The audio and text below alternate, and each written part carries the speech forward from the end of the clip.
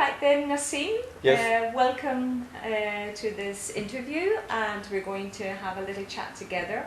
And I'd like you, if you could, to introduce yourself to our new public here in Barcelona after your marvelous talk that you gave for over 8 hours.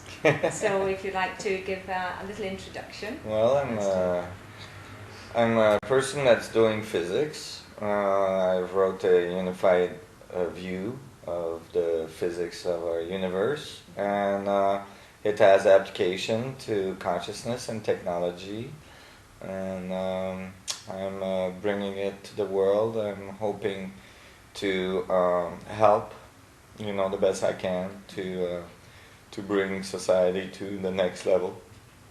Excellent. Yeah. Yeah.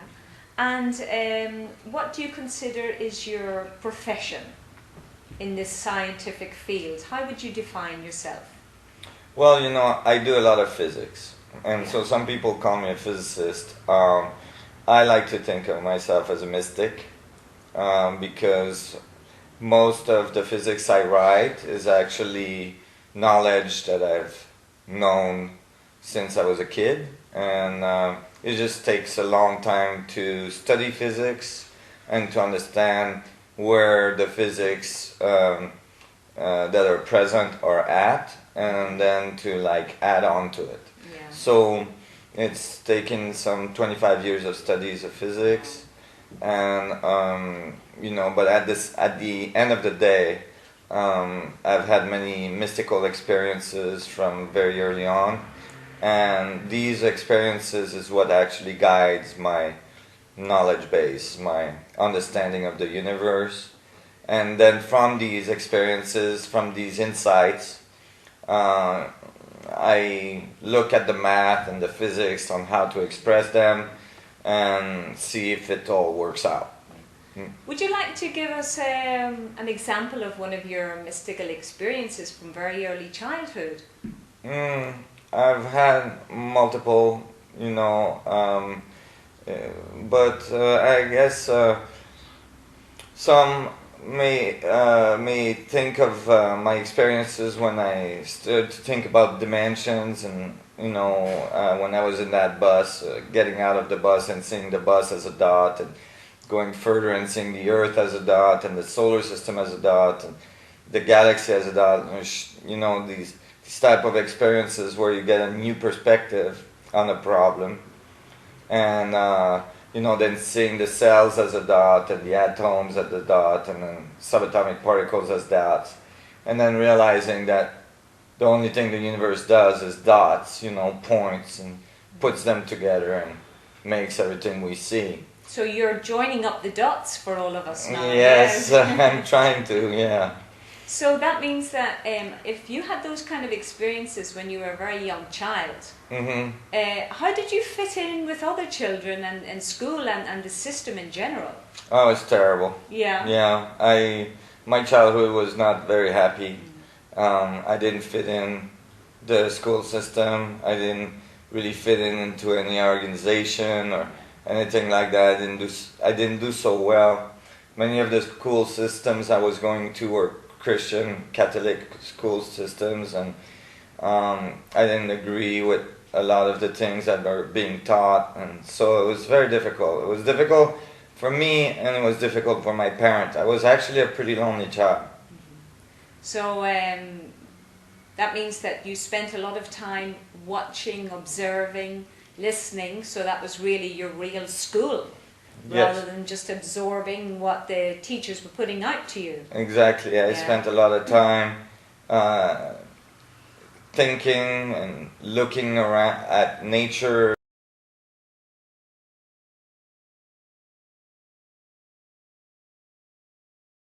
Snowflakes and all sorts of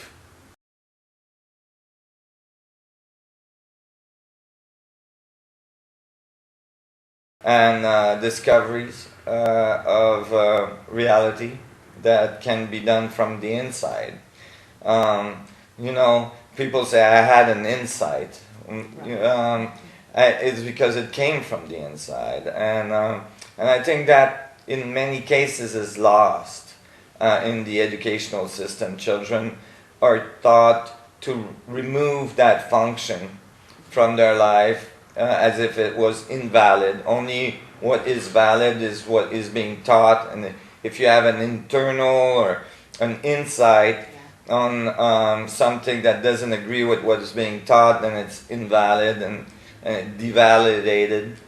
And I think that's probably one of the biggest fallacy in our society, because all the things that are taught in these schools came from people that had insights, and actually that is how the universe evolves, is from insights, and certainly our society, and you know, that is not so understood anymore, and that's why there's not so many Einsteins, Galileo, you know, Copernicus, and the rest of them, as you know, the fundamental mechanics of how new knowledge comes as being disturbed by the educational system, the current approach to education. So we can understand now why the people who have these insights are considered to be out of their mind. Yes. Because they can literally get out of their mind. So when you're out of your mind, you're in spirit. So you are inspired. So we yes, are nice. cutting people off from their own inspiration, their connection to that source. Now, what you spoke about in the talk, at the beginning, you said, what joins us all together is all that space out there, which the scientists prefer to ignore as, we can't talk about space because they can't explain it. But you did it so beautifully in your conference, and you connected us all, and you made us understand that space is not what they want us to believe it really is. It goes beyond. Can you maybe give us a little touch there on space and the vacuum, and help people to understand what your message is on that level? Yeah, we're full of it. I just want to make clear in your statement that this they, you know, the scientific community is not on purpose trying to avoid the vacuum. They just they don't realize what it means, what they found almost 100 years ago mean, and what they found almost 100 years ago is that the vacuum is not empty, that it's full. It's full of energy. At the quantum level, it's extremely dense, 10 to the 93 grams per centimeter cube, which is, you know, 30 orders of magnitude larger than, or 39 orders of magnitude larger than if you took all the stars in the universe and put them in a centimeter cube of space. So, you know, the vacuum is extremely dense, it's full, it's not empty, and I came to conclude early on that, although I didn't know that at the time, that the vacuum, that space, must be the thing that connects all things, that must be the medium that actually all things emerge from and return to. And from that perspective, I eventually, when I was studying physics, realized that they had found this, that they had found that the vacuum was full, which, you know, from the conclusion I had come to, it had to be. Yes.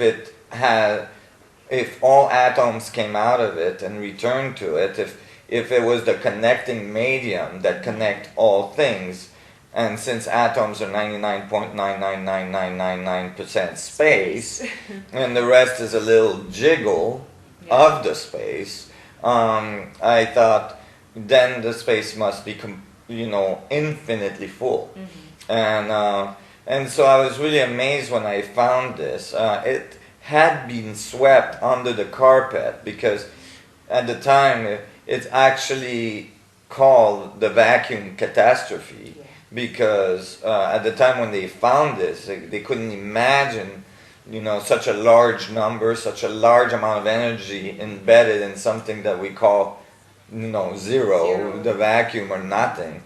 And so it was really important to me to actually bring that out of the closet, you know, bring that out from under the carpet and say, hey, you know, this could be the key to the whole thing. And, you know, I start to write equations and think how the vacuum organizes itself to produce the material world. Yeah. It's very, very exciting the way you transmit it as well in mathematical form, you know, and the way that you explained in the conference. You said, we are all connected, we are all one. You say mathematically as well. I'm going to demonstrate that. Can you give us a little... Well, you know, I think that's really important because we hear these concepts for a long time in the spiritual communities. Many masters have said we all one and all this. You know, when you're having a problem with your neighbor, you know, and you call your best friend, you know, they'll tell you, don't worry about it, we're all one, you know, and all this stuff. But it's like, how is it that we're all one? How is it that everything is connected? I mean, those are nice concepts, but if actually you don't know the mechanics on how that's possible, then it's still a dogma. It's still a belief. And so for me, that was really not good enough. And actually it came naturally as I was writing equations.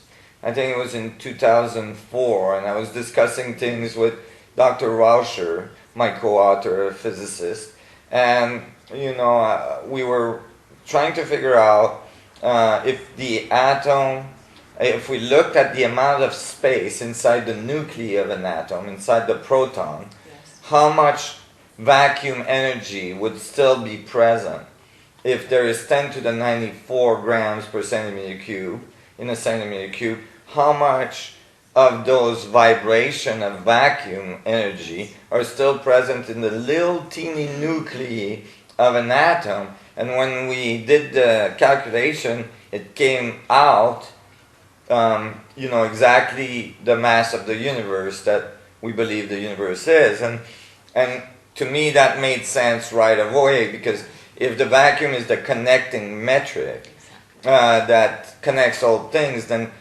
all the information of all protons, of all things, literally in the universe, should be in every one of the protons.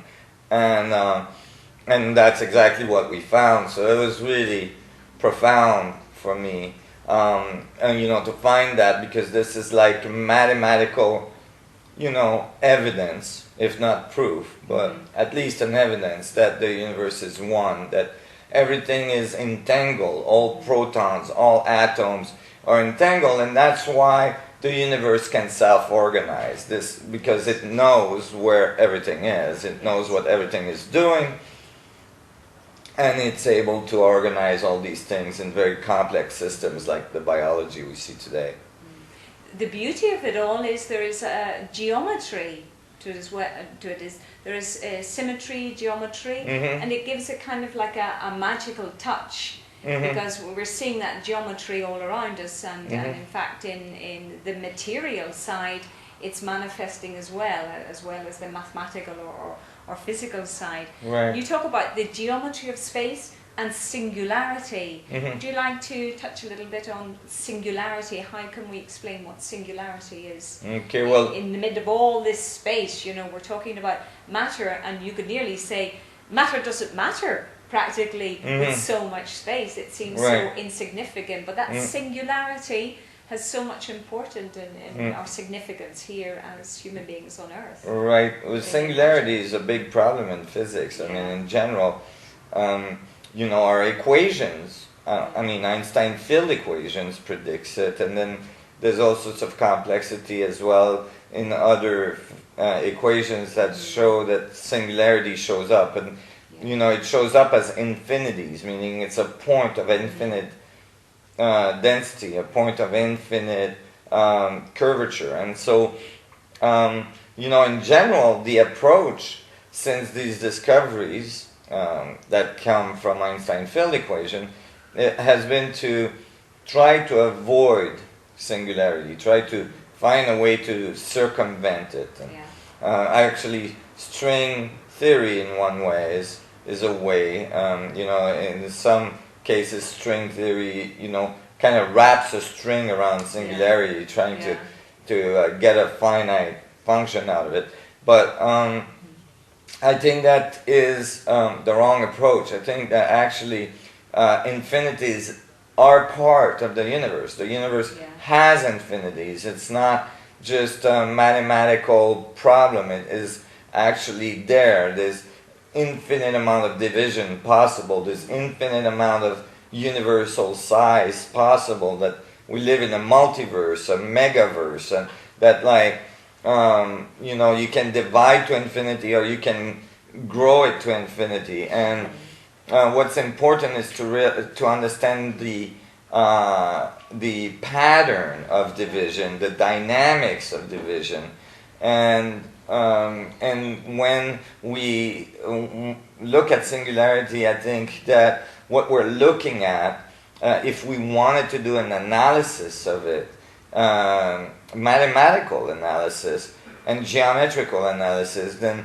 that's when the fractal structures come in, because in a fractal structure you have infinite amount of division possible. And I think that's where the relationship between the math of fractal structures and singularity needs to come together, and that needs much more work to be complete, but certainly the work I've done so far is pointing in that direction. Yeah, I think it'll be very interesting for the viewers to see how you do that with your diagrams, because it's so easy to understand when you see it, all piecing together in the videos. It's so amazing, and it must be very, very passionate for people to get involved in that, because it all fits in beautifully. I remember watching one of your videos, and when you were discovering the tetrahedrons and you were pushing them together, I could just imagine you going, wow, that's it, finding the solution. You talk about matter is the result of spinning. You give an awful lot of importance to spinning. I totally agree with you there. In fact, we're all spinning, and the universe is spinning, and the planet is spinning, and you were giving us other theories about the Earth moving around the Sun, the Sun moving around another mother's sun, but the whole time we're all spinning through space at the same time. Very interesting. Would you? And it's because of our scale, because of our size, because of our perspective on the world. We think we don't see so much of the spin. We notice the sun, rises over here and goes, behind the horizon over there, and so that's kind of an indication that there's some spin happening, but it's happening very slow. Most people don't think of it, and and then so on the cosmological level, we don't experience it directly, and then we forget that all the atoms we're made of, or the electrons are spinning and so on, and actually at the atomic level, I believe that spin to be actually mechanical spin, which is not the standard model of the mechanical structure of the structure of atoms. That the spin is dealt very strangely at the quantum level, and I attempted to modify that by modifying Einstein equations and then applying that to the atomic level. And the last paper I wrote is the first approximation of this change, to start treating the atom as a mini black hole, as a point of infinite density that has spin, angular momentum, like real mechanical spin, angular momentum. And when you do that, you get a completely different view of the atomic level.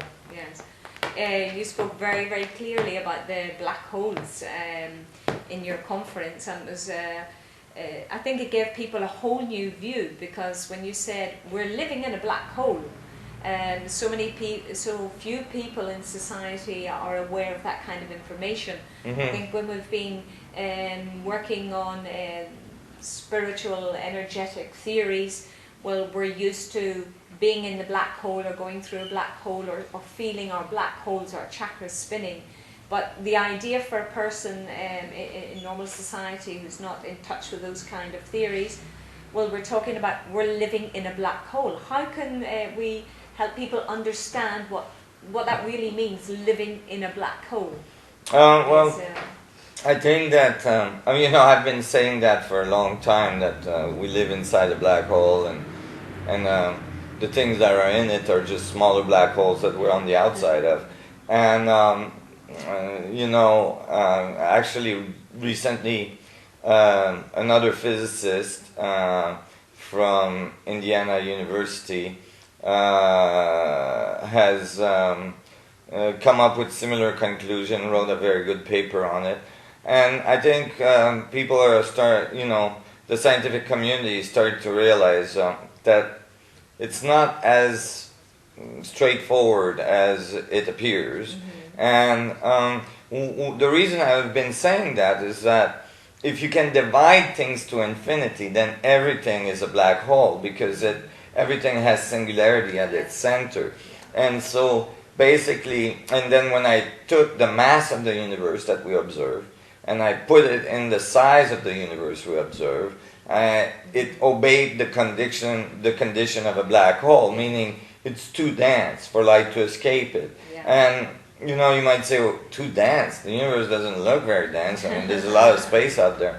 But you got to realize that it has to do with the size of the system. So you can think of a light being like a laser light being shined from here. It would be curved a little bit by the gravitational field of the sun, and then another star, and then another star, and another star, and it would come back. It wouldn't. There's too much mass for it to actually escape. So it was telling when I found this, when it supported the concepts that I was bringing forward, and I was very interesting. But I think that the current popular concepts of black hole is incomplete. So when I'm saying we live inside a black hole, I like to think of it black hole, WHOLE, instead of, complete. Yeah, complete, with the whole, meaning it's embedded from infinitely big to infinitely small. It's not just one entity that is bizarre, that's absorbing everything, but it actually absorbs and radiates information in a continuous feedback. So it's a black hole, white hole. The black hole being in the center, the white hole being on the edge. So if that's correct, if we were to get out of our universe and look back at it, it would look like a star. It would have a radiating part. Now we're inside the black hole, so it's black. But we're outside of smaller black holes that we call stars, or that we call galactic centers, or that we call, suns and so on. And according to me, all atoms as well. So we're on the outside of the atom, so we see this point that's emanating energy, electromagnetic fields, magnetic moments, and so on. And it appears solid, and it appears that you can't put your things through other things, but actually it's mostly space with a little boundary of energy that's bouncing off each other. That space-time theory is quite interesting, because we have heard of people who are able to surpass those limitations, and then they can move through space out of the 3D limitations. They can move from here to there without any obvious momentum in the middle. I do know of a person personally. I know of a case of a person who was in jail, and he was meditating, and when he woke up, he was on the other side of the bars. And he thought, oh well, nobody's going to understand that, so I better calm my mind down really quickly before somebody appears and finds me here, so that I can get back inside the cell before anybody catches me. So he thought, oh well, that would be an easy way of getting out of jail. but he had to get back in at the same time, get out of his mind to be able to move himself back in. It was quite interesting. No. But when you think of people like David Copperfield, they can master space-time and move from one place to another without anybody seeing it happening. You know, Right. Very interesting. I'm not sure which one is trickery. Yeah. But yeah, there's been you know, reports of masters being able to do this, and so it's interesting. I mean, definitely, you know, like I was saying in the conference, is that there is a possibility of infinity, from infinitely big to infinitely small, and so movement is not so obvious, meaning that you can't isolate the movement of my hand, for instance, from A to B, and assume that that's everything that's happening, because my hand is not in a closed system, it's in an open system. So as my hand moves from A to B, I have to calculate the rotation of the Earth during that time, and add that speed to my hand, and then the rotation of the Earth around the Sun, and then the Sun around the, you know, in the galaxy, in the cluster, in the cluster, in the supercluster, and so on. And now my hand is moving at, you know, eventually if I keep adding those speeds, my hand will be moving at the speed of light from A to B. So then you start to realize, wait, that's not how it happens. My hand is actually appearing, disappearing, appearing, disappearing, appearing, disappearing in sequence. And it makes it appear to move, and you know, basically this appearing disappearing act is actually occurring because the vacuum has all the information and it knows where everything is, and so my hand informs the vacuum of where it is, and then the vacuum informs it of where it's going, and then back to where it is and back to where it's going, and it's happening at the speed of light. So like a movie, you don't see the spaces between the frames, you just see continuous motion. So all of a sudden you realize, wow, you know, we're actually warping space-time every billionth of a second in our lives. You know, we're constantly doing this. So it makes sense that a person with a certain level of mastery could actually get their atoms to disappear here and reappear there, and skip all the parts in between. Could you nearly say that if my hand is here and now it's here, that it's a different my hand? Right. Your hand is constantly undoing itself and redoing itself. Your body is constantly undoing itself. The whole world is, the whole universe is constantly undoing itself and redoing itself at different scales. So, you know, for instance, that I was talking at the subatomic particle scale, but you know, you could look at it at the biological scale.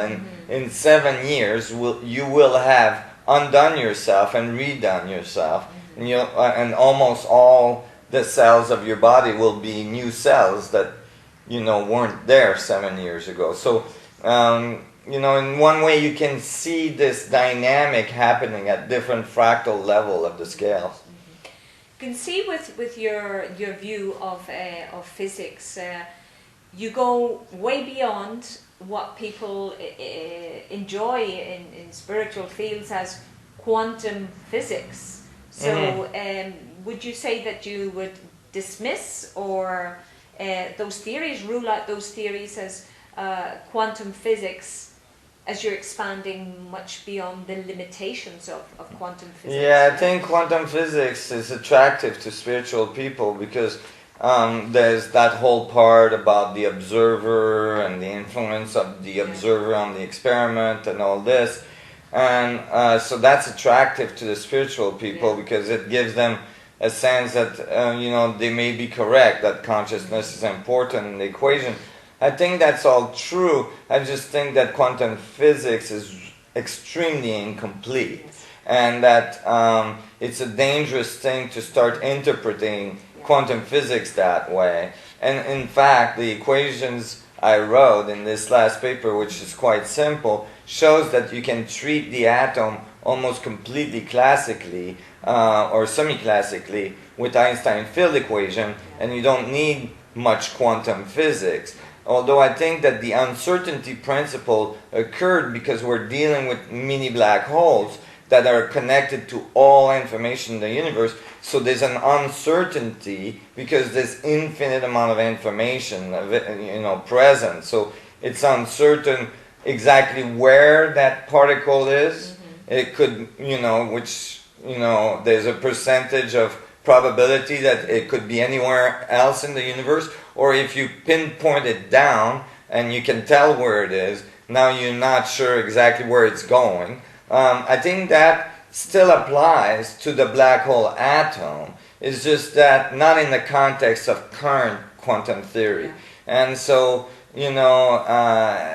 I basically kind of got rid of a big chunk of quantum theory that actually I thought was very ad hoc. And this is why Einstein didn't like it. He thought there was some fundamental mechanics at the bottom of the atom, at the base of creation, and he didn't think that it's good enough to just say it's a bunch of probabilities and you can't visualize atoms because it's nothing like the real world. It's nothing like the real mechanics we see in the universe. And I don't agree with that. The universe is made out of atoms. Most likely it's got fundamental mechanics that we can actually visualize and understand.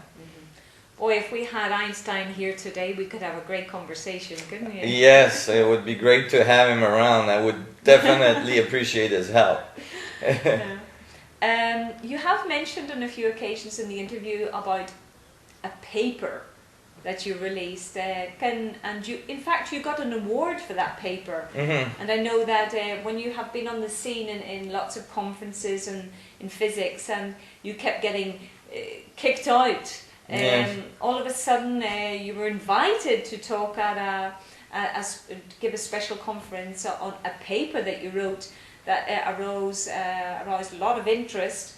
And in fact, that when the show was over, you said you were used to people throwing tomatoes at you, so you just wanted to get a quick getaway, but they invited you to stay to the end. What happened? Well, a long time ago, when I was starting to bring this knowledge to the physics community, the reactions were not always very pretty. I had all sorts of mishaps. And, I think throughout the years, many of the things I predicted early on started to be found out. I predicted we were going to find black holes at the center of all galaxies. I predicted that black holes were there before galaxies. I predicted that sunspots were vortices towards the center of the sun, not just surface events. And many things I said started to come through. And so some of the physicists that at first, were having serious issues with me, started to, be more friendly and all this. And eventually, I got into a group of physicists that are working on these more esoteric and more difficult issues in physics, not just the stuff that's known, but the stuff that we don't understand and that, really needs work. And so eventually I was invited to present a paper at this conference, and as an invited paper I was able to say what I wanted, pretty openly. And so my paper, first of all, my paper was very simple, meaning I made it as simple as I could, which, in some ways, that as well upsets some physicists because it doesn't have enough detail. They have to kind of fill up the blanks. But I wanted it simple because I wanted anybody with a little bit of background in math to be able to follow it and not just add complexity. And what it said was that atoms are black holes, that the vacuum has an important role to play in their creation, that the vacuum connects them all, and all this, and so it was pretty radical. And I was a little nervous going to that conference, thinking, I don't know what they're gonna think about this. You know, I could get a lot of tomatoes thrown at me. And so when the director of the conference pulled me aside and said he wanted to talk to me, I thought, oh no, I'm gonna, you know, get over here. Yeah, and he asked me to stay for the award presentation because my paper had won the best paper award. I was very happy about that.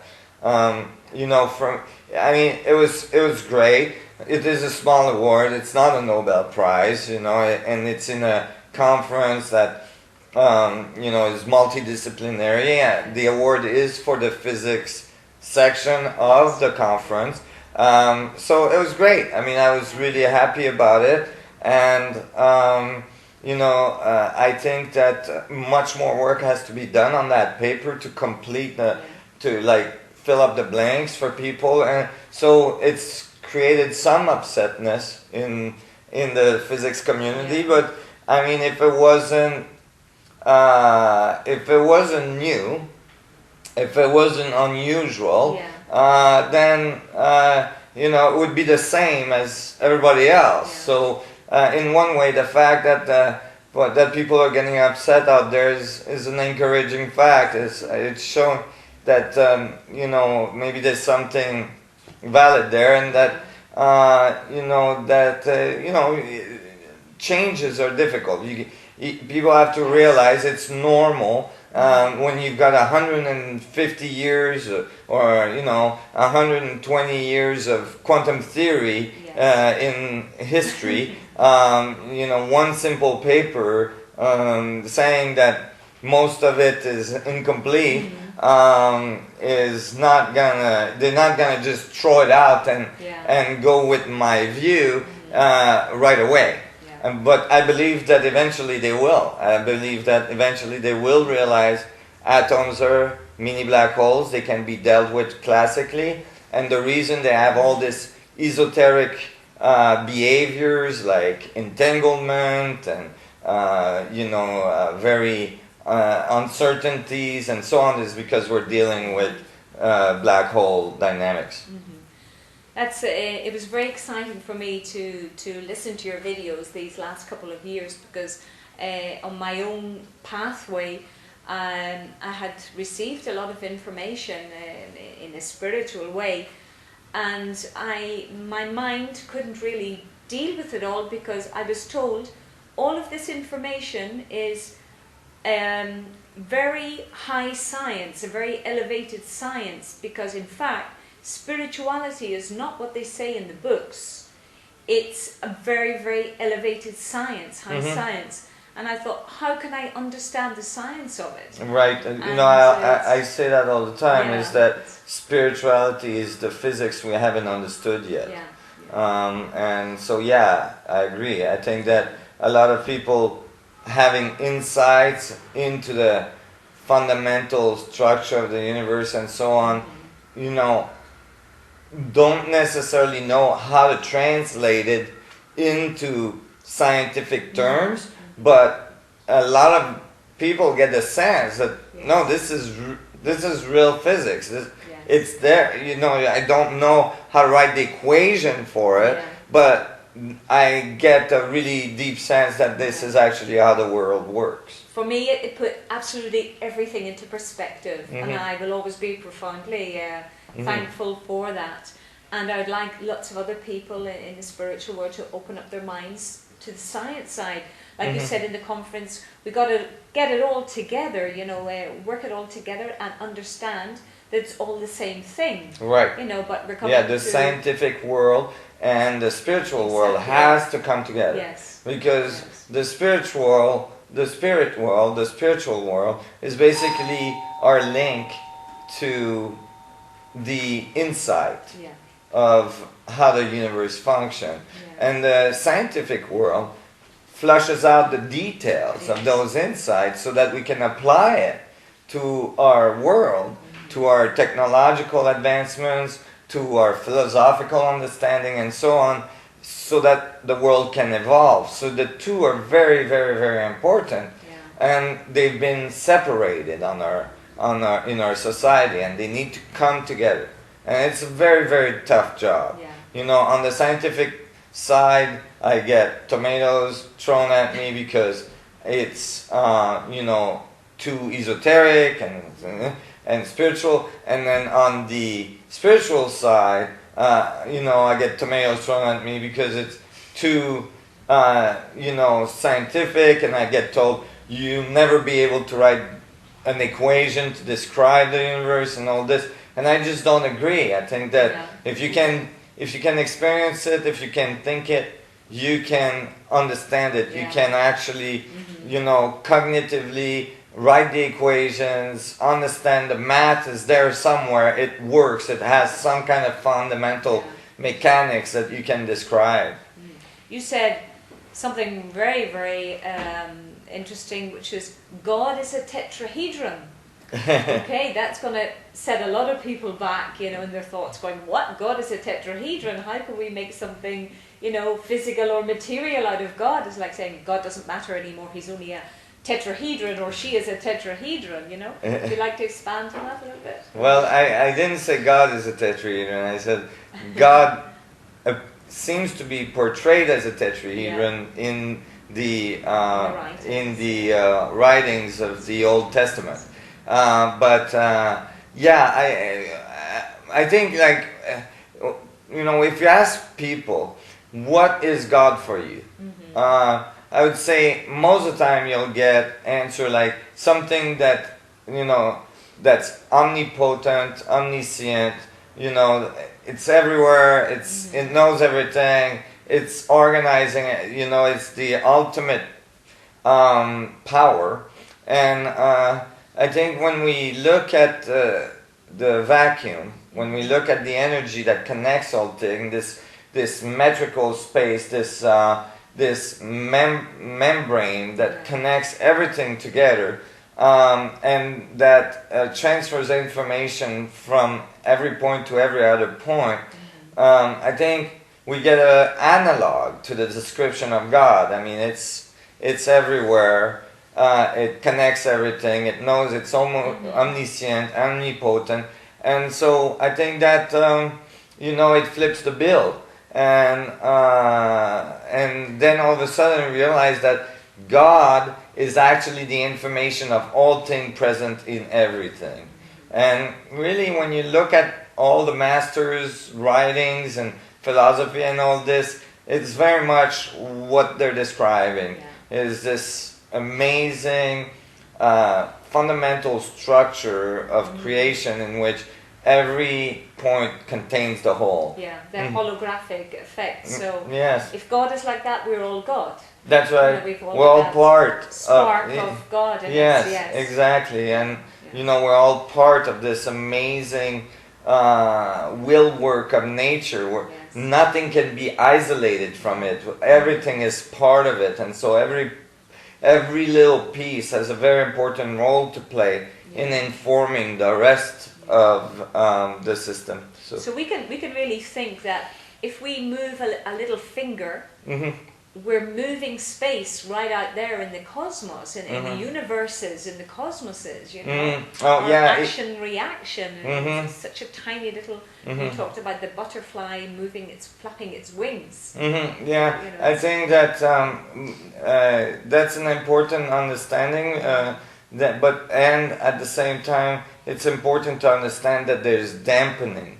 And what I mean by that, first of all, you know, when you say that I'm moving my finger and I'm moving space in the universe, people say it's hard to visualize. But imagine this: if you have a, let's say, a membrane, like you can think of it as a semi-permeable membrane, like the surface of a cell or something.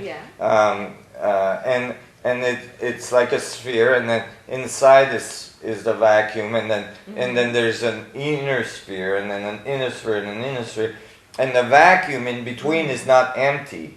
If it has energy, it's not empty, like a fluid you can Yes. think of. You can imagine that any movement of any membrane inside the system is going to move the vacuum, which is going to move the next membrane, which is going to move the vacuum, and then it's going to move the next membrane, and so on, so that there's information transfer from the infinitely small membrane to the infinitely big membrane. Yeah, the domino effect. That's right. Yeah, one's going to push the other. Okay. And what's important though to remember though is that there is dampening, that there's scale relationships, so that you know, you moving your finger is changing the universe.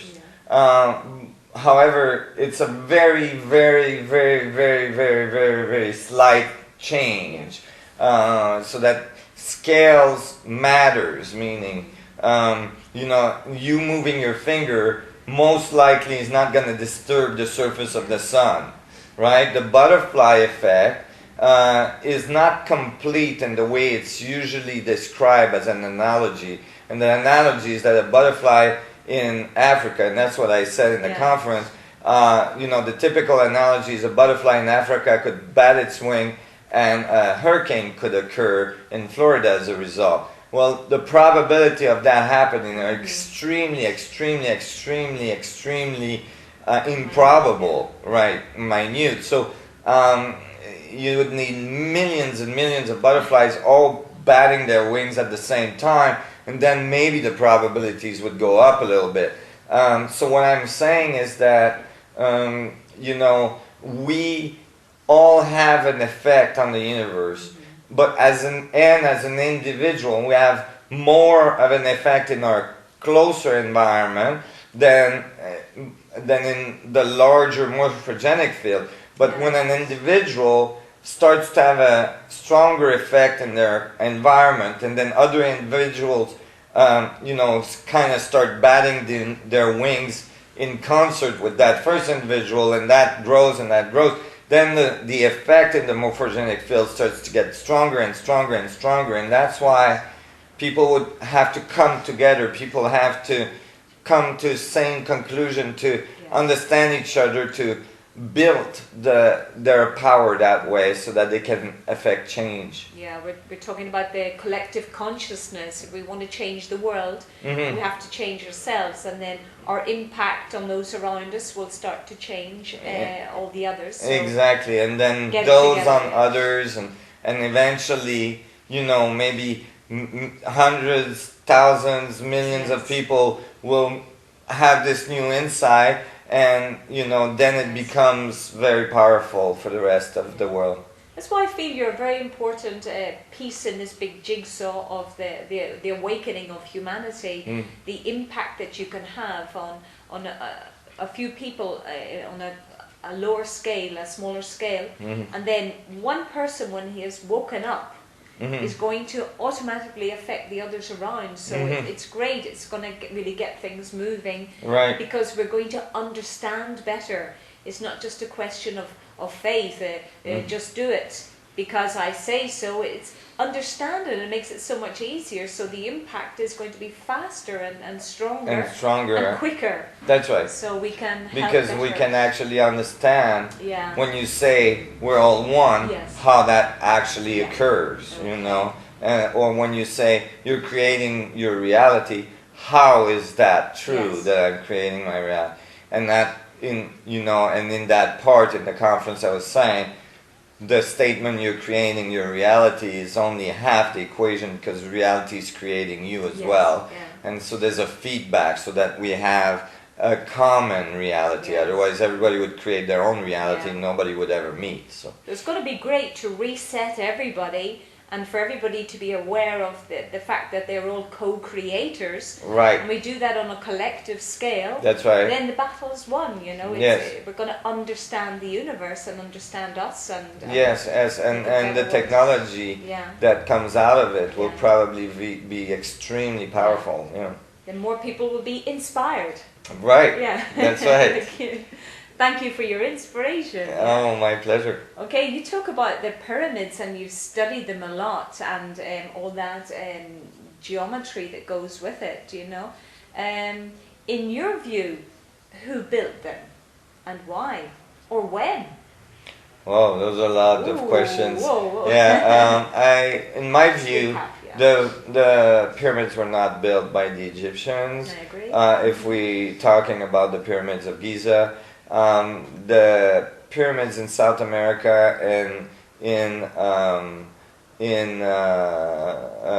Mexico, some of them may have been built by the local people there, but I think the most of them that are very elaborate were built as well by these other civilization that was very advanced, that all of these ancient civilization talk about, like the Egyptian, the Mayans, the Incas, the Chinese, they all talk about this other civilization, this very advanced civilization that came to the earth and taught man, engineering and mathematics and writing and all this. None of these ancient civilizations actually take credit for the building of these monuments. So for some reason that's been discarded by the archaeology community, although now finally it's starting to come out.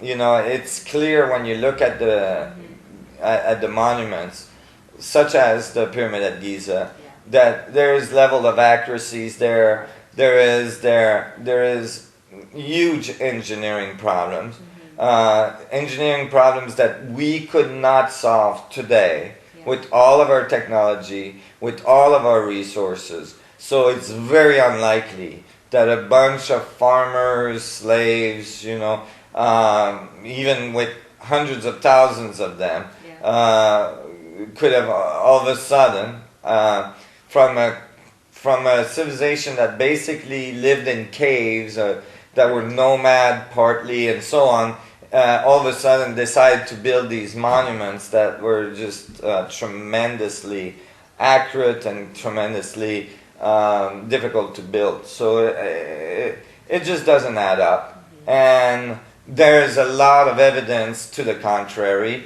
There's a lot of evidence to support the fact that there was an advanced civilization on this planet prior to our written history. And I think it's time that that is taken seriously by archaeologists and that they start talking about it. But like many other fields of investigation, it's very difficult to change, something that's been there for a very long time, generations. So it's a little bit of a battle. Difficult, but not impossible. That's right. We'll get there. We'll get there. Yeah, we'll get there. The way in other civilizations, they were able to move huge rocks just by a thought. And to transport them by thought, but it's consciousness or moving in a scientific way. I don't know how they would explain that nowadays. But. Right. I don't know if they were moving them just by thought. I don't necessarily agree with that statement. I've seen no evidence of that.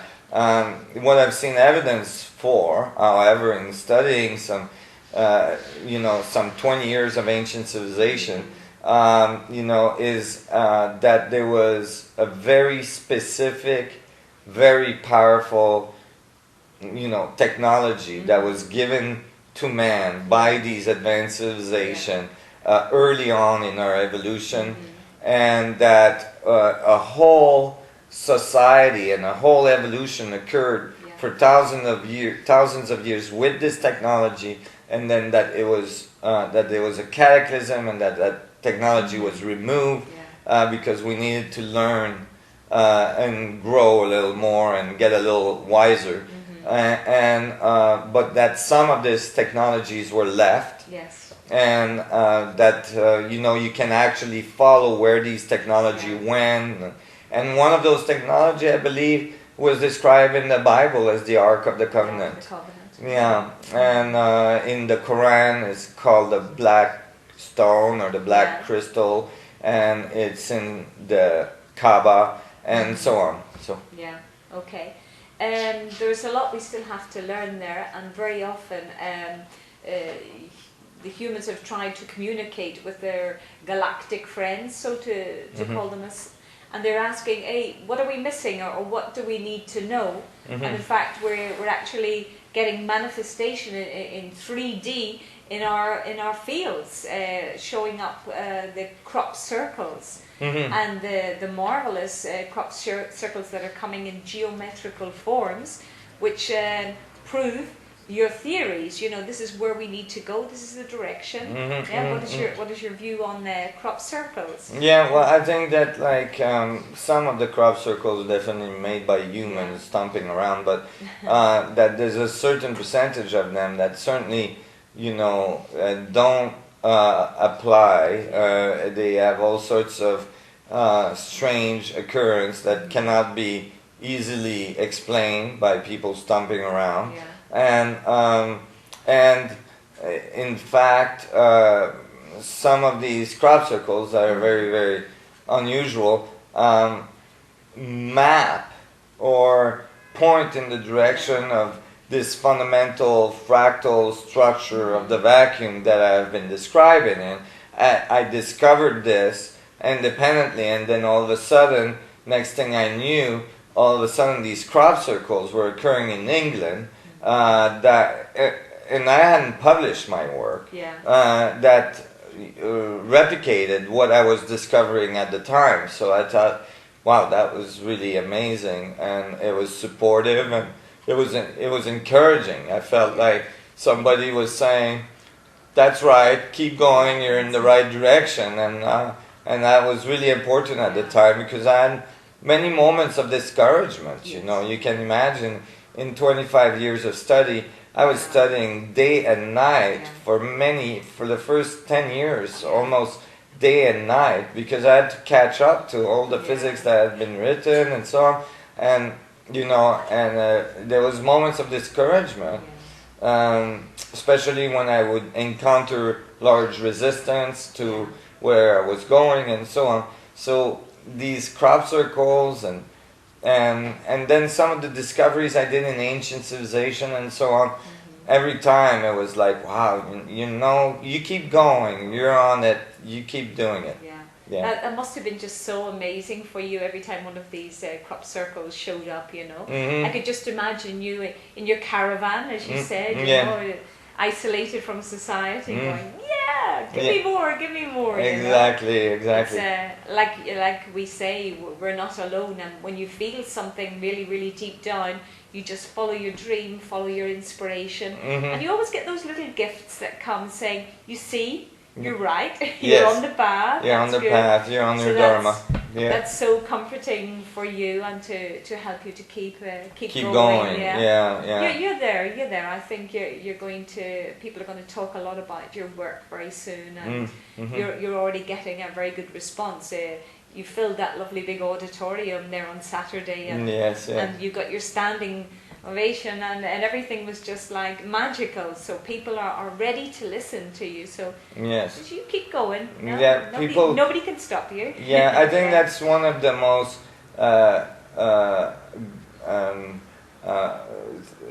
powerful things to help me keep going, is to see actually people's reaction. People get it. You know, people get it at such a deep level.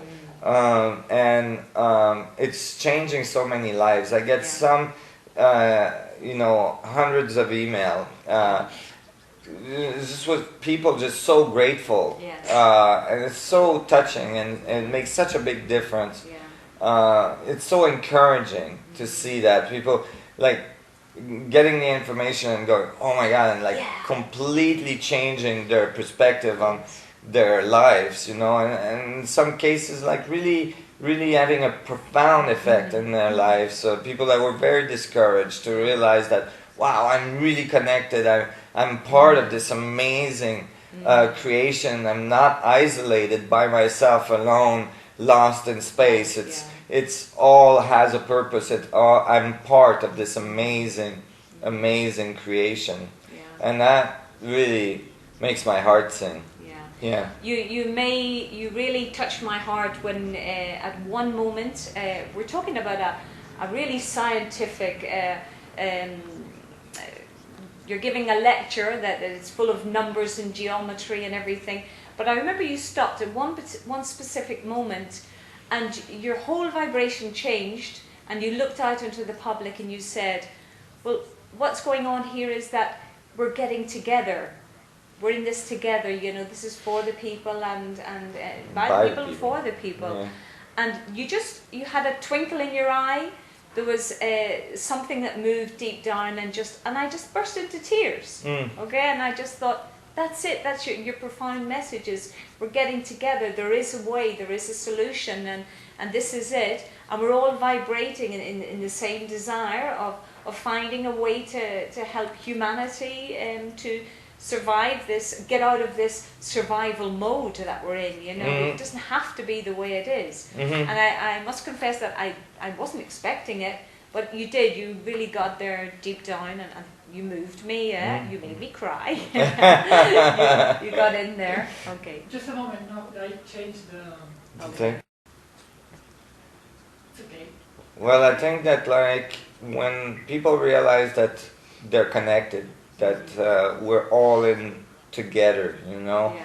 that like we have this deep family, Yeah. you know, and all of a sudden it kind of hits them. Yeah.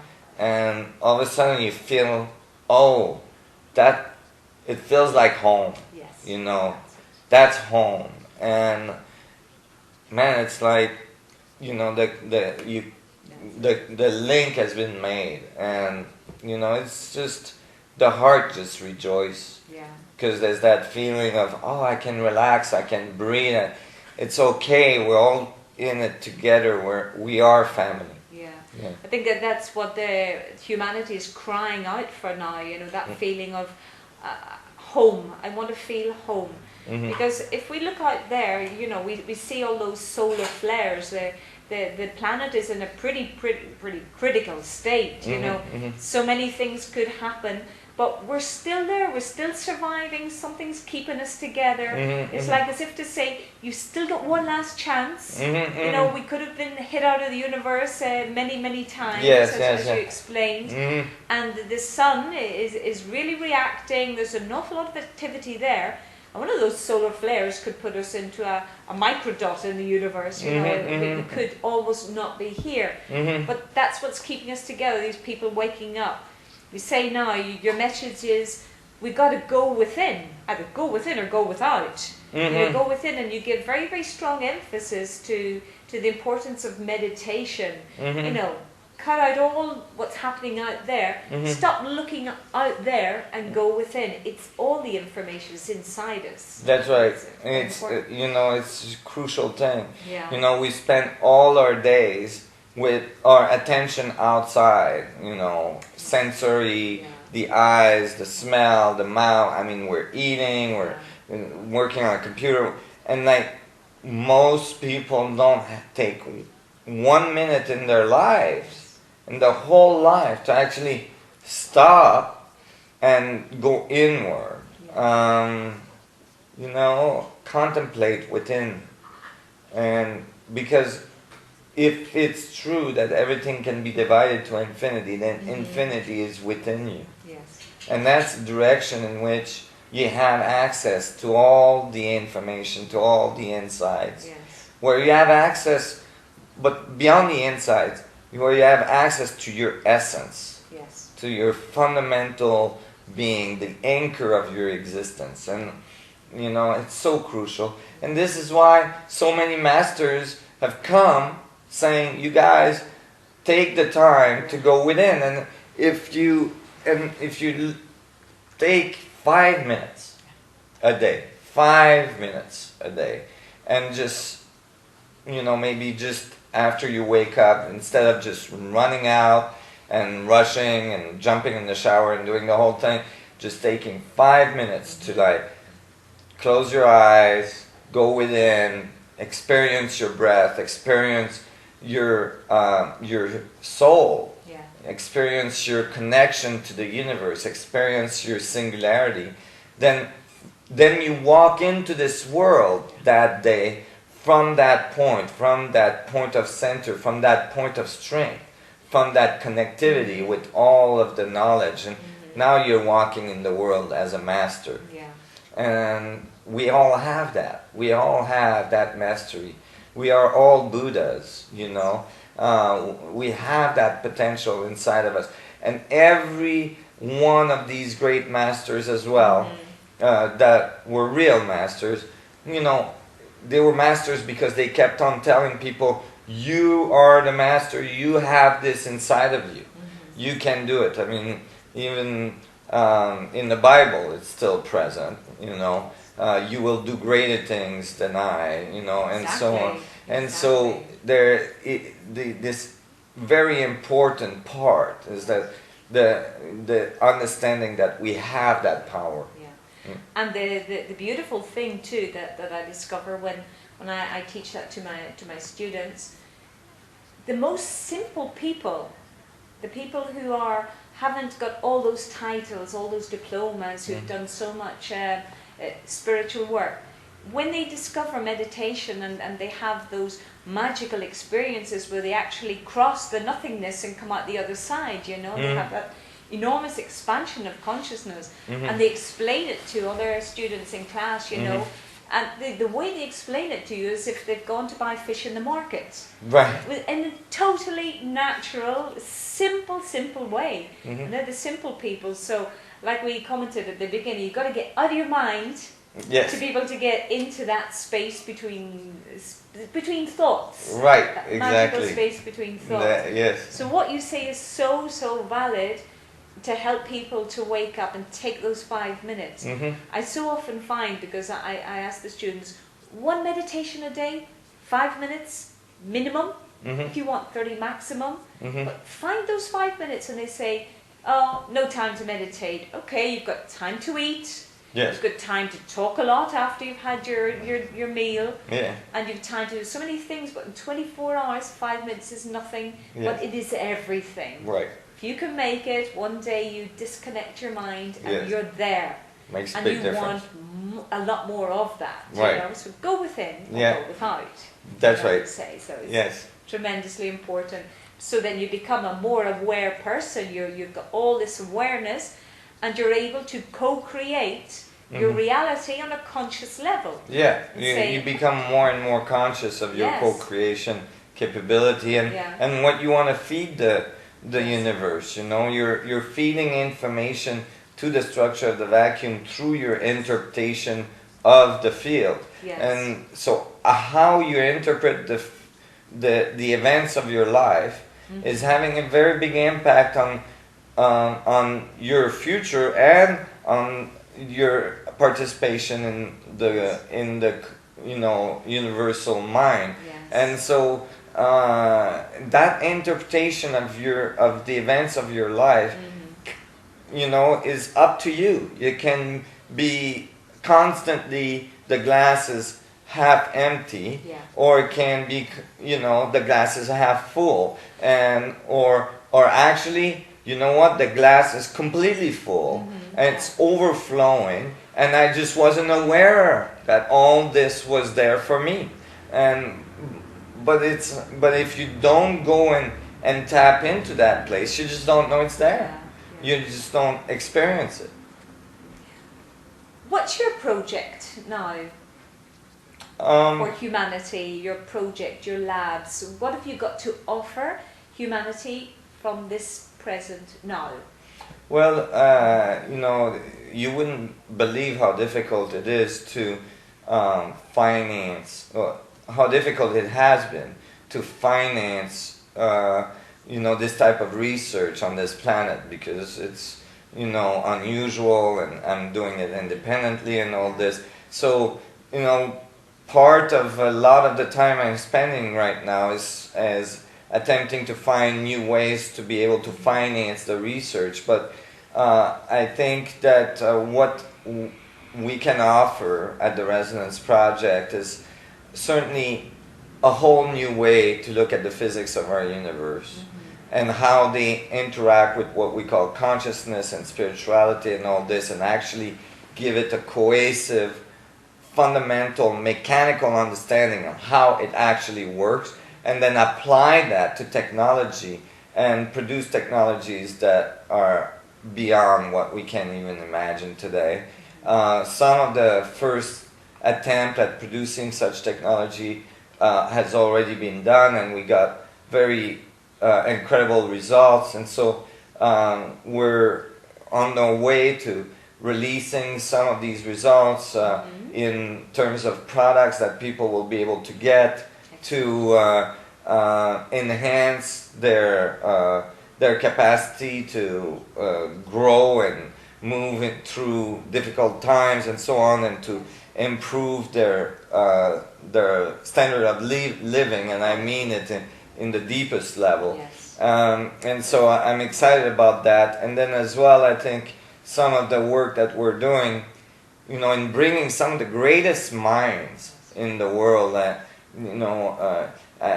already started a multidisciplinary conference called Unify, where we brought physicists and mathematicians and biologists and really and artists and amazing thinkers together in a 2-week period of exploration of how the universe works and everybody's perspective, and where these perspectives actually meet. Yes. And we came to very, very amazing conclusions, and it was very beneficial for all of us, and we're wanting to do more of these, make them bigger, and continue in that direction. So it's so crucial that the public supports us. We're a non-profit foundation. We are completely at the limb of the public support in order for us to continue to do the research. So get in touch with the Resonance Project Foundation, get on our email list. We're going to start a membership site as well. Become a member, support us, and help us bring this to the world. There's technologies that can be developed from the application of these new physics and new philosophies that will have huge impact on our evolution. In just a few words, how would you define your ultimate soul purpose for your job? Wow, that's a big one.